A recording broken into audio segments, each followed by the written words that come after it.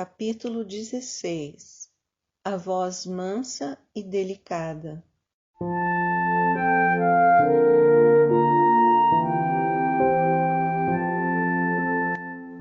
Sr. Berg saíra de casa e ficaria fora durante algumas horas.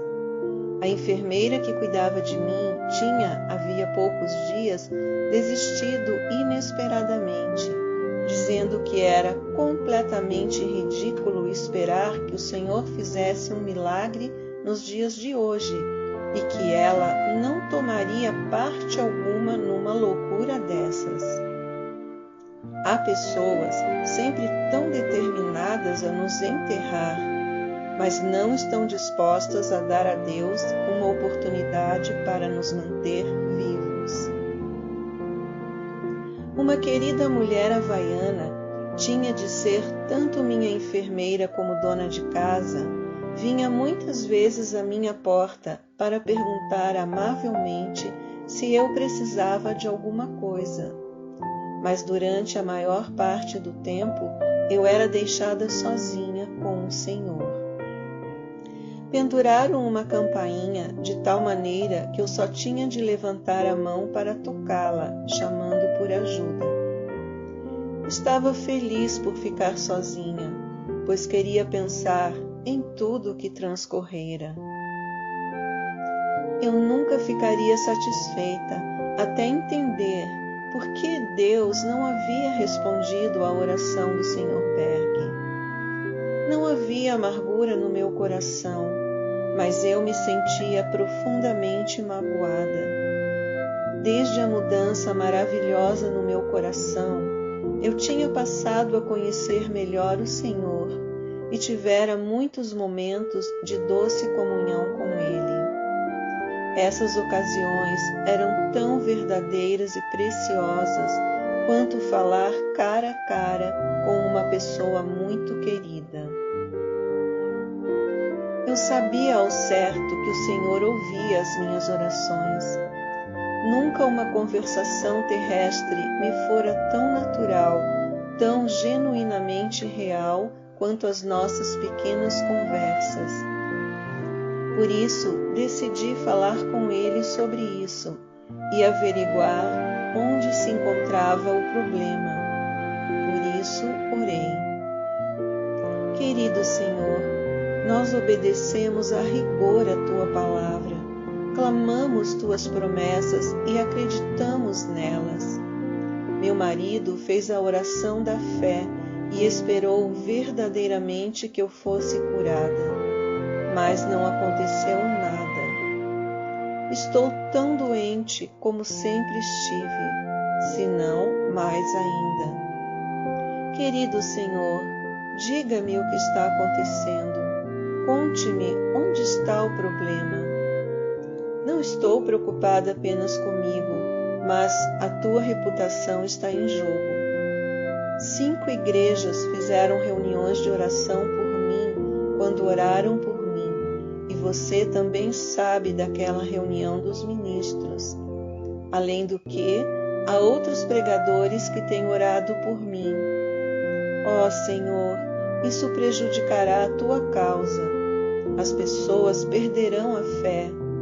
Por favor, fala comigo, como já fez, e farei todo o possível para compreender. Amém. É estranho como ficamos tão preocupados com a reputação de Deus. Contudo, descobri, desde então, que Ele é perfeitamente capaz de cuidar da sua própria reputação. Entreguei a questão ao Senhor em definitivo e senti no meu coração que Ele não me deixaria às escuras, mas responderia à minha oração e me diria de alguma forma porque não tinha me curado.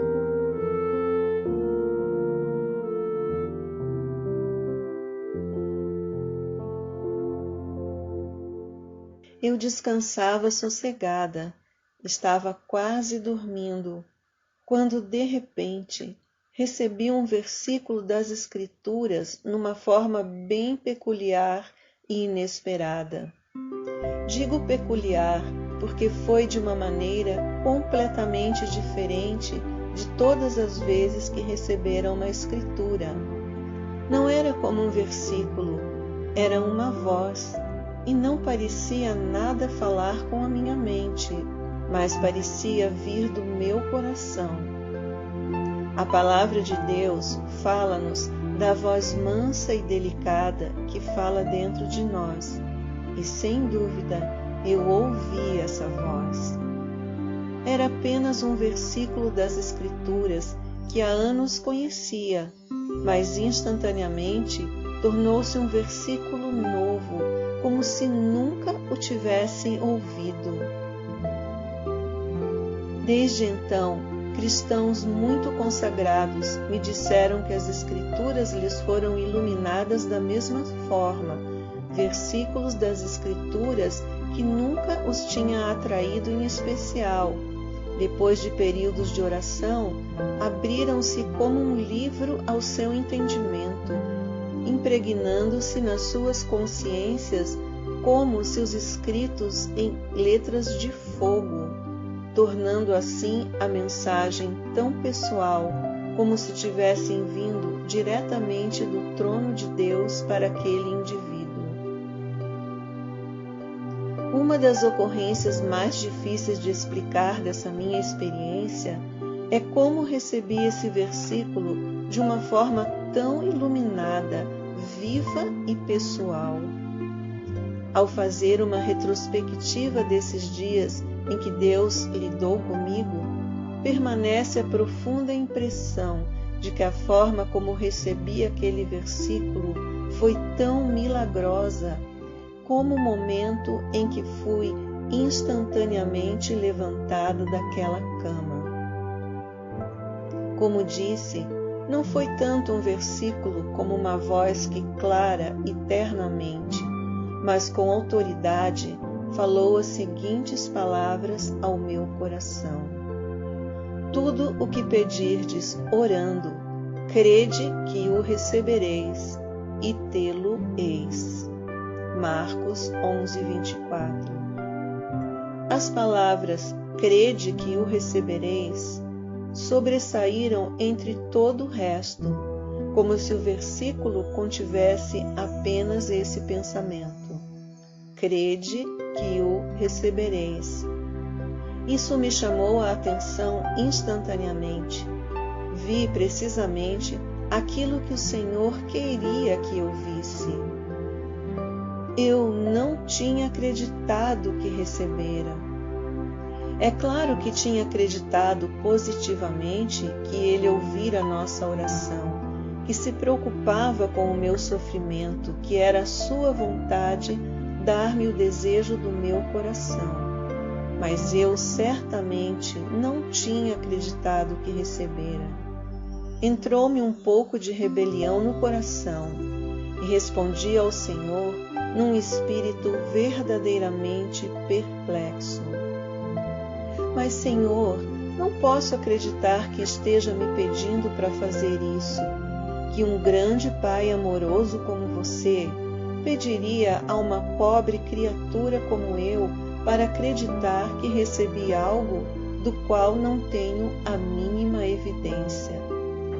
Você é onipotente, é onisciente, mas eu não passo de uma partícula de pó. Como pode esperar que eu acredite que deu algo e que eu recebi, quando nenhum dos meus 5 sentidos o atesta, e quando sei, sem sombra de dúvida, que não houve a mínima mudança na minha condição? Isso é pedir demais. Não consigo compreender. Depois da maneira que o primeiro versículo foi falado ao meu coração, recebi outras passagens das Escrituras. Não me lembro de ter memorizado esses versículos, pois só me lembrava deles muito vagamente. Mas desta vez os recebi tão claramente como se estivesse lendo da sua palavra. A saber, Deus, o qual vivifica os mortos e chama as coisas que não são como se fossem. Abraão não enfraqueceu na fé, nem atentou para o seu próprio corpo já amortecido. Não duvidou da promessa de Deus por incredulidade, mas foi forte na fé, dando a glória a Deus. Romanos 4, 17, 19 e 20. Repeti esse pensamento vezes sem conta, e sabia exatamente o que o Senhor tentava me revelar, que Abraão, embora seu corpo estivesse como morto, não olhou para o seu corpo, mas para as promessas de Deus, e estava tão seguro de que Deus guardaria sua palavra, que não duvidou por incredulidade, mas agradeceu ao Senhor, pois sabia que ele era capaz de realizar aquilo que prometera. Vi tudo como num flash. Eu olhava para o meu corpo já quase morto, para a minha condição moribunda, para a doença, para o sofrimento, os sintomas, e considerava cada uma dessas coisas. Mas o Senhor queria que eu considerasse apenas a sua palavra. Agora eu via claramente que o Senhor esperava que eu acreditasse nele, quer eu visse ou não o menor vestígio de mudança na minha condição. Ele esperava que eu andasse por fé e não por vista, que acreditasse que o que ele dissera era verdade, só por ele o ter dito, ainda que não pudesse ver o menor vestígio de evidência. Ele o dissera, e isso bastava. A fé é o firme fundamento das coisas que se esperam e a prova das coisas que não se veem. Chegou como uma poderosa revelação, e meu coração gritou em voz alta a compreender exatamente o que ele me dizia e a lição que ele queria que eu aprendesse. Ó Senhor, eu vejo, eu compreendo. Você quer que eu acredite só porque você me disse, não por eu ver ou sentir. Acredito na sua palavra simplesmente por ser a sua palavra. Acredito nela acima de tudo o mais. Ela não pode falhar. Acredito, Senhor, que no momento exato em que oraram por mim, você me deu aquilo que eu pedi, mas não o recebi porque esperava recebê-lo em algum momento futuro. Agora vejo, a tua palavra diz que, orando, crede que o recebereis, mas eu não recebi quando oramos, apenas aguardei, na esperança de que me daria a cura num momento qualquer no futuro, quando você achasse melhor. Mas agora eu sei que a recebi naquele momento, quando eles oraram. Só não a recebi por não ter visto evidência alguma. Agora que compreendo, Senhor, estou disposta a confiar apenas na sua palavra. Obrigado, querido Senhor, por me revelar isso e perdoe a minha falta de fé. Nesse momento, senti um espanto absoluto dentro de mim, por ter sido tão cega a ponto de querer ver alguma evidência antes de acreditar. O que, na realidade, é querer andar por vista e não por fé. Fiquei pasmada por não ter visto antes que era assim, simplesmente porque Deus tinha dito que era assim, e isso bastava. Meu coração saltou de alegria, e nesse momento, em minha alma, nasceu algo que desde então não mudou nada. Uma confiança permanente e inabalável na palavra de Deus. Sussurrei vez após vez. É a palavra de Deus, não pode falhar. É a palavra de Deus, Ele não pode mentir. Era como se eu pudesse ver aquela maravilhosa palavra de Deus marchando ao longo dos séculos, indestrutível, embora tantas vezes atacada, rasgada por críticos e queimada por inimigos, mesmo assim, aguentando a prova do tempo e da perseguição, ainda inalterada. A palavra de Deus, indestrutível, infalível, incansável e maravilhosa. Que alegria inundou meu coração, um êxtase inexprimível, porque quanto a Deus, eu já estava curada, e tinha de ser assim, porque Deus assim o disse. Oh, era inequívoco, eu não podia, nem iria duvidar da sua palavra. Ele disse: crede que o recebereis e tê-lo-eis. E foi isso mesmo o que eu fiz. Acreditei que tinha recebido e que o tinha mesmo. Nada me faria acreditar o contrário. Naquele momento, não achei nada estranho que não pudesse me mover nem ver, que fosse um caso completamente perdido, que estivesse a morrer.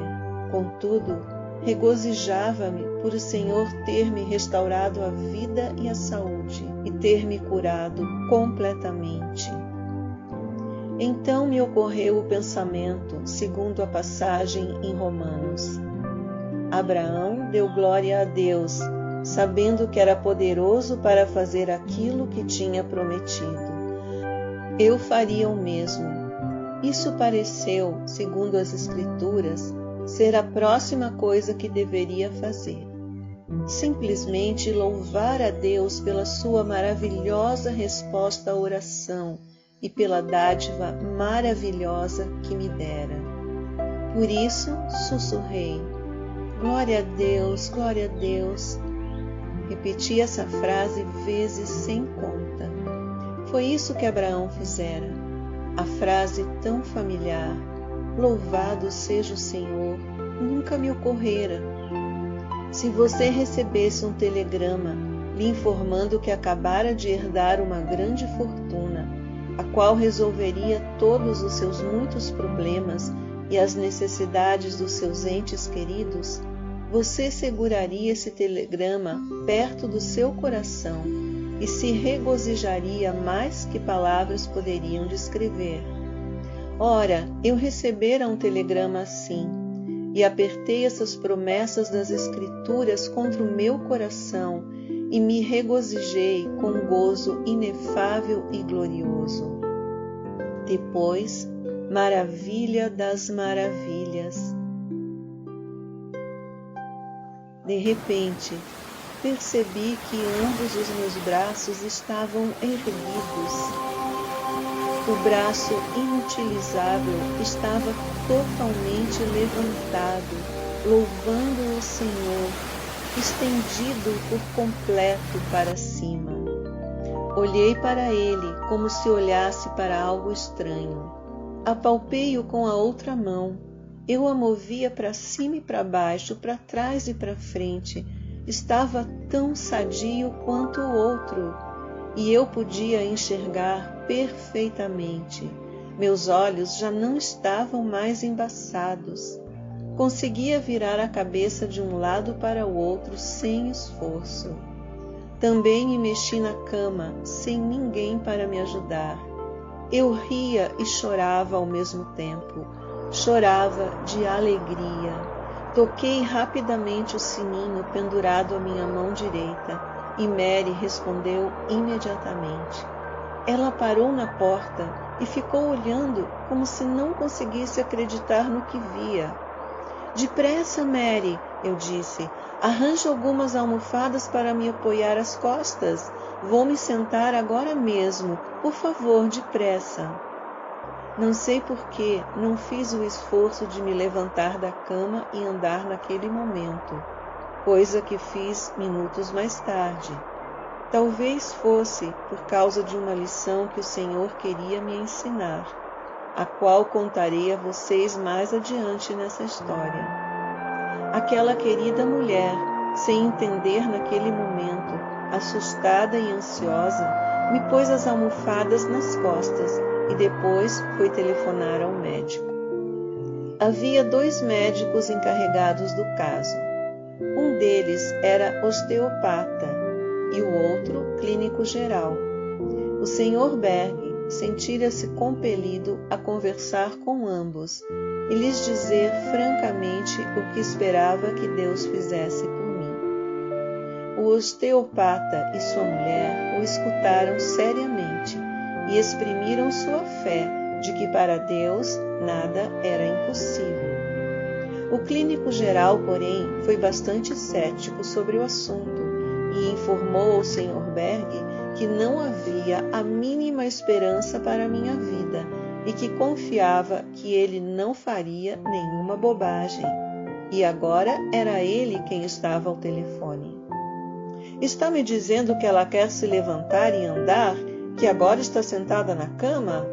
Olha, estou com uma parturiente e não posso ir agora. Mantenha-a sossegada e vou mais tarde. Mary voltou ao quarto com o rosto tenso e fez um movimento como se fosse me fazer deitar outra vez na cama. Eu lhe disse: Mary, Deus está trabalhando nesse quarto e você não deve se meter no seu caminho. Quando Ele está operando tão concretamente como agora, meter-se no caminho do Senhor é a mesma coisa que se meter nos trilhos em frente de um trem em alta velocidade. Mas não há dúvida que esse é o canto do cisne, respondeu ela. E o médico disse para mantê-la sossegada. Mas não há dúvida que esse é o canto do cisne, respondeu ela. E o médico me disse para mantê-la sossegada. Uma observação. A expressão canto do cisne representa as últimas realizações de alguém. É usada por algumas pessoas para designar esse peculiar influxo de energia que alguém que está morrendo tem muitas vezes. Há casos de pessoas que cantaram, oraram, deram mensagens de despedida a entes queridos, quando poucas horas antes não conseguiam falar mais do que um sussurro ou estavam até inconscientes. Mas quando ela viu como eu estava falando sério em relação àquilo que fazia e que o Senhor estava realmente trabalhando naquele quarto, ela saiu e fechou a porta. Mas eu a podia ouvir lá do outro lado e creio que estava chorando. A minha discussão com Mary tinha tirado os meus olhos do Senhor por um momento, e uma ponta de medo que ela e o médico sentiam tocou o meu coração por um instante. Não tenho espaço para contar a tremenda prova de fé pela qual passei durante alguns minutos. Pedro disse: para que a prova da vossa fé, muito mais preciosa do que o ouro que perece e é provado pelo fogo, se ache em louvor, honra e glória na revelação de Jesus Cristo. 1 de Pedro 1,7. Agora, depois de todos esses anos, compreendo porque Ele me permitiu passar por aquela prova de fé, mas naquele momento foi muito severa e não compreendi. Uma coisa eu compreendia, que era que a palavra de Deus era verdadeira e não podia falhar. E com cada prova eu dizia: é a palavra de Deus, não pode falhar. É a palavra viva de Deus e não preciso temer. Quando o fogo daquela prova estava incandescente, era tão severo que eu mal podia suportar. As dúvidas e os medos me atacaram como se as legiões do inferno tivessem sido soltas e estivessem determinadas a derrubar o testemunho da palavra de Deus.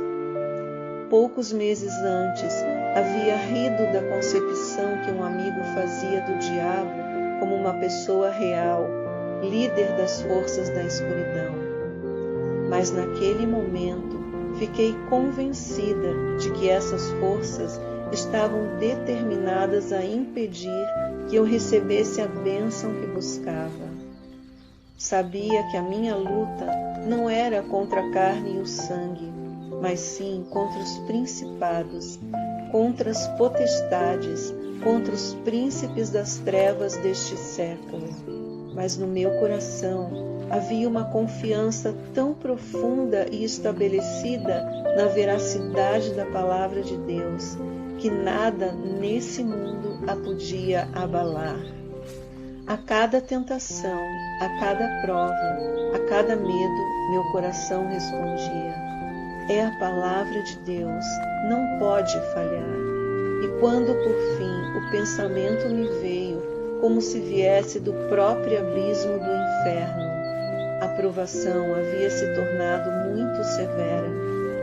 Por quanto tempo mais vai acreditar na palavra de Deus sem evidência alguma?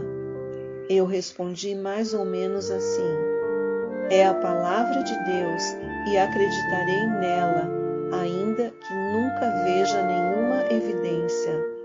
Acreditarei simplesmente porque Deus assim o disse, e isso basta.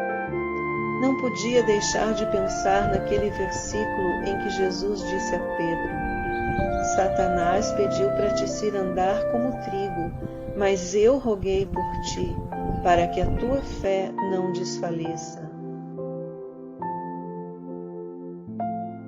E nesse momento eu fui curada. Nesse mesmo momento, o Senhor me permitiu ver aquilo no qual eu estava acreditando. A paralisia desaparecera do meu corpo. Senti-me revigorada e descansada, e levantei-me para sentar na cama. A porta abriu-se e o Sr. Berg entrou. Soube imediatamente o que tinha acontecido e começou a agradecer o Senhor, mas eu o interrompi. Por favor, traga-me um roupão e umas pantufas. Arranje umas roupas em algum lugar, porque eu vou andar. Deslizei para a beira da cama e toquei os pés no chão. Fiquei de pé e, sem a mínima ajuda, comecei a andar pelo chão. Ninguém me tocou, ninguém precisou fazer isso, porque eu tinha tocado o Senhor. Fui até o quarto, inclinei-me sobre a cama e beijei o meu querido filhinho, de quem fora incapaz de cuidar. E meus pensamentos voltaram àquele dia de Natal, no qual aquele terrível acidente nos havia separado e que partira o meu coração. Tudo me passou nos pensamentos, numa rápida revisão, e eu disse a mim mesma: agora compreendo tudo, consigo entender a razão por que aconteceu. Deus teve de quebrar a minha obstinação, teve que esmagar para então recriar a minha vida. Teve de me aleijar a fim de me coroar com o seu amor e suas bênçãos. Ao andar por aquele chão, eu parecia a mulher mais feliz do mundo. O peso da doença, da angústia e do pecado tinham sido completamente tirados da minha vida. Eu não só tinha nascido de novo espiritualmente, mas sentia também que tinha sido refeita fisicamente, tal como diz o profeta de outrora. O vaso foi quebrado na mão do oleiro, mas ele tornou a fazê-lo. Eu andava, eu ouvia os meus passos no chão. É claro que mantive meu coração elevado ao Senhor a cada momento, pois sentia, tal como Pedro de outrora, se tirasse os olhos do Senhor por um momento sequer, as ondas me engoliriam. Tantas pessoas amadas me perguntaram na ocasião: como você se sentiu quando isso aconteceu? Diga-nos exatamente como se sentiu. Não havia nada realmente fora do comum quanto à maneira como me senti fisicamente. sentia-me simplesmente feliz e normal. Mas uma coisa se sobressaía na minha consciência acima de tudo o mais, e era a proximidade que eu sentia do Senhor. Isso eu não posso descrever. Simplesmente eu sentia a sua presença tão real, tão próxima, que não ficaria o mínimo surpreendida se eu tivesse visto com os meus próprios olhos. A campainha para o jantar tocou e eu disse ao Sr. Berg: "Estou com fome, o que posso comer?" E sorrindo por causa da seriedade com que eu falava, ele respondeu: "Olha, imagino que possa comer qualquer coisa que uma mulher normal comeria." "Muito bem", respondi.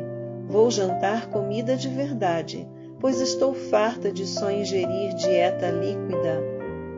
Nesse momento, Mary entrou no quarto com o meu copo de alimento líquido e o tubo do vidro através do qual eu bebia. Olhei para ele por um momento, despedindo-me por dentro, e disse em voz alta: "Há uma grande diferença entre comida de verdade e esse alimento. E o que vocês acham que era o jantar? Hambúrguer frito, repolho refogado e batatas fritas em banha de porco. Comi com vontade tudo o que foi posto diante de mim e não senti o menor mal-estar. Dormi naquela noite deitada sobre o lado esquerdo a noite inteira e dormi como um bebê. O Sr. Berg disse que durante a noite veio me ver várias vezes, mas que cada vez foi embora louvando o Senhor mais intensamente, pois me encontrava dormindo descansada e sossegadamente, virada de lado pela primeira vez em anos. Continua no próximo capítulo.